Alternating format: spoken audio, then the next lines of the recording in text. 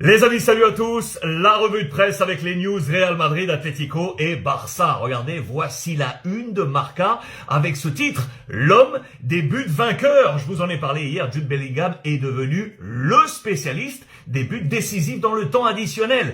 Getafe, Union Berlin, Barça à 2 reprises, Valence et Manchester City avant-hier. Il y avait la minute 90 et Ramos, il y a désormais la 90 et Jude, en référence à cette mythique minute 93. Souvenez-vous, en 2014, finale de la Ligue des Champions, et ce coup de boule décisif de Ramos face à l'Atlético, c'est d'ailleurs, regardez, parenthèse, ce 93 qu'a choisi Ramos en signant il y a quelques jours, a montré au Mexique, et le Real Madrid, sur ses réseaux, l'a remercié pour cet hommage. Prolongation en marche, nous dit As, avec Vinicius, mais attention les amis, la presse espagnole ce matin avance une réunion à Prague, en République tchèque, entre le cercle de confiance du Brésilien et les dirigeants de la Ligue saoudienne. En jeu, vous le savez, un contrat d'1 milliard d'euros sur 5 ans, soit 200 millions d'euros par saison. Le feuilleton continue. Regardez le Real Madrid qui affrontera la Real Sociedad en demi-finale de Copa del Rey. Le tirage au sort a eu lieu alors que le choc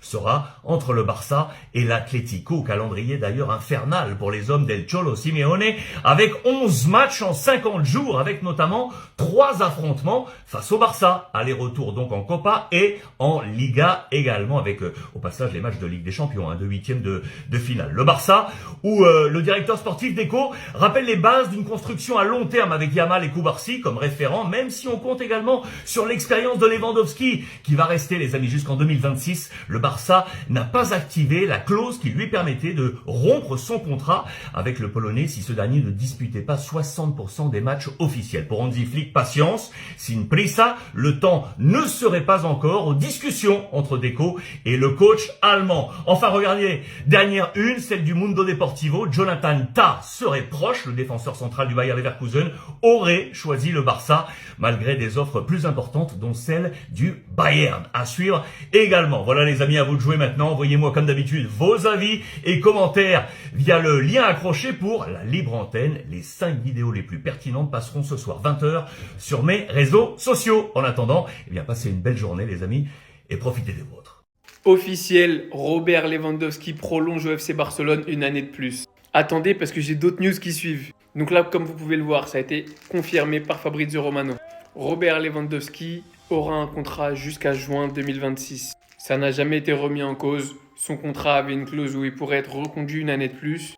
Les deux parties sont d'accord, le club comme le joueur. Robert Lewandowski sera blaugrana la saison prochaine.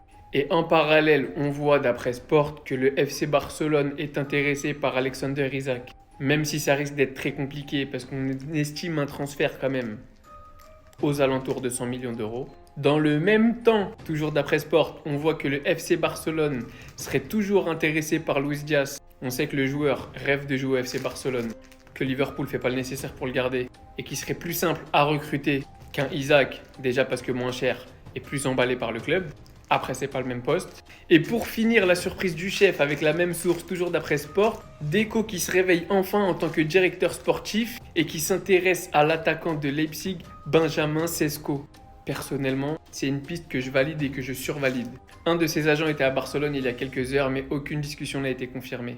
Très probablement, la saison prochaine, le Barça recrutera un nouveau neuf ou un joueur pour jouer neuf. Ce joueur sera en concurrence avec Lewandowski qui restera la saison prochaine et ça sera sa dernière saison, c'est sûr et certain. Et pour une fois, j'ai l'impression que les choses vont dans la bonne direction. On pense à recruter intelligemment et on prolonge pas trop les contrats. Même si j'aurais aimé qu'il parte cet été, en vrai, la saison prochaine, je peux comprendre. Surtout quand on sait les efforts qu'il a fait vis-à-vis du club au niveau de son contrat. Il n'y aura jamais d'ingratitude ici. Merci pour tout, Robert.